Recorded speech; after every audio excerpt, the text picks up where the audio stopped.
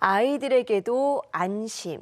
이 12년 전 팔렸던 한 가습기 살균제에 적힌 글입니다.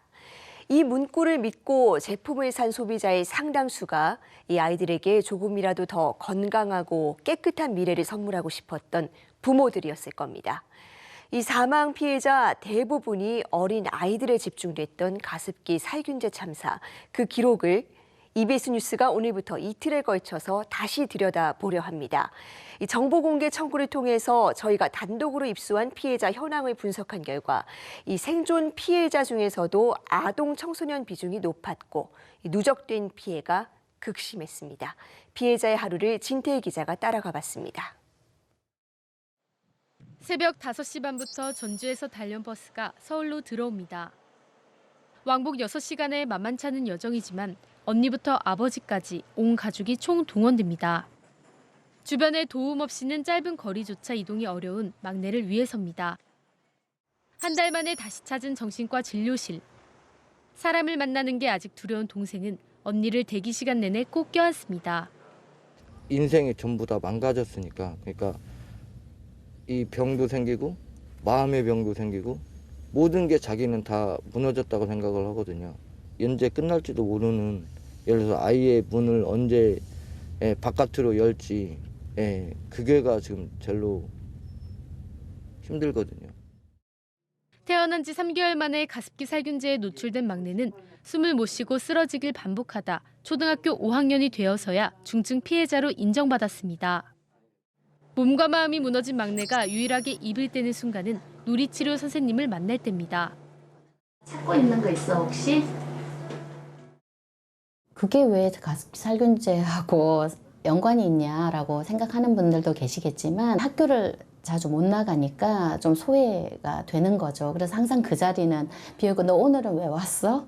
뭐 라든지 아니면 너 목에서 내는 소리가 너무 신경 쓰여. 뭐 아니면 조금 네가 VIP냐 뭐 이런 식으로 또 이제 아이들이 이제 이야기를 하게 되잖아요.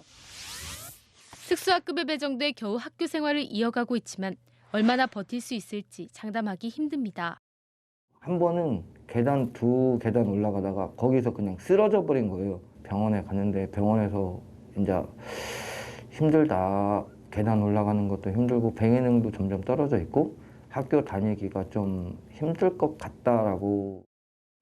학교와 병원을 오가며 종일 아이를 돌보던 아빠는 결국 하던 일까지 그만뒀습니다. 이렇게 힘겨운 여정을 이어가는 건 그나마 이것만이 아이를 살릴 수 있는 길이라는 믿음 때문입니다. 간병을 해야 되고 공부도 가르쳐야 되고 미성년자 아이들은 부모님들은 정말 죽고 싶은 심정이거든요. 막 울고 막 죽고 싶다라고 했을 때 저도 같이 죽고 싶어가지고 그런 생각까지 들었거든요. 정말 왜 우리가 이렇게 살아야 돼. EBS 취재진은 가습기 살균제 피해자 현황을 단독으로 입수해 전수 추적해봤습니다. 올해 11월까지 정부가 공식으로 인정한 피해자는 모두 5,417명. 피해자가 가장 많은 연령대는 10대로 24%를 차지합니다. 생존자로 좁혀봐도 10대가 1,288명으로 가장 많습니다. 지나온 삶보다 앞으로 더 긴 시간 고통을 짊어지고 갈 아이들이 1,000명을 넘는다는 얘기입니다. 연령대를 좀 더 나눠봤더니 중학생 나이대가 542명, 고등학생 나이대는 509명이었습니다. 초등학생 나이대는 89명이었습니다. 그렇다면 10대 피해가 유독 심각한 이유는 뭘까요? 가습기 살균제가 산모와 아이들의 건강을 위해 많이 사용돼 피해가 영유아에 집중됐기 때문입니다. 방바닥에 이렇게 이제 엄마랑 같이 있기 때문에 살균 성분이 지속적으로 땅 아래쪽으로 떨어지다 보니까 방이나 침대에 누워 있는 영유아들에게 집중적으로 노출이 되는 그런 거고요. 또 똑같은 노출이 된다 하더라도 아이들은 체중당 노출량이 훨씬 더 많아요. 어른보다. 살아남은 아이들은 어떻게 살고 있을까? 한국역학회의 조사 결과 보통 아이들보다 삶의 질이 매우 떨어지는 걸로 나타났습니다. 다수는 불면증과 우울증, 불안장애를 겪고 있었고 자살을 생각한 적 있는 경우가 응답자의 15.9%, 자살을 시도한 사례도 4.4%나 됐습니다. 더 큰 문제는 현재의 호흡기 질환에 그치지 않고 각종 운동장애나 뇌심혈관 질환, 심지어는 암 등 다른 질병으로 번질 가능성도 크단 겁니다. 정상 애들에 비해서 폐활량이 떨어집니다. 20살 돼서 검사를 해보면 11살, 13살 때보다 더 떨어져 있는 거예요. 나중에 나이 들었을 때 30대, 40대, 40대 중반만 되면 만성 폐질환으로 접근할 가능성이 높구나. 사회적 참사 특별조사위원회는 피해 아동을 위해 생애주기별 지원책을 마련하라고 정부에 권고한 바 있습니다. 하지만 아직도 뚜렷한 해결책이 없습니다.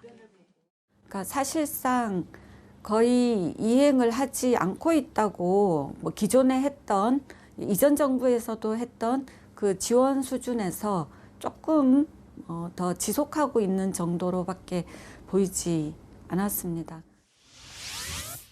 유례없는 참사가 벌어진 지 12년. 하지만 고통을 온전히 개인이 떠안아야 하는 현실은 변하지 않은 채 또다시 한 해가 저물고 있습니다. EBS 뉴스 진태입니다.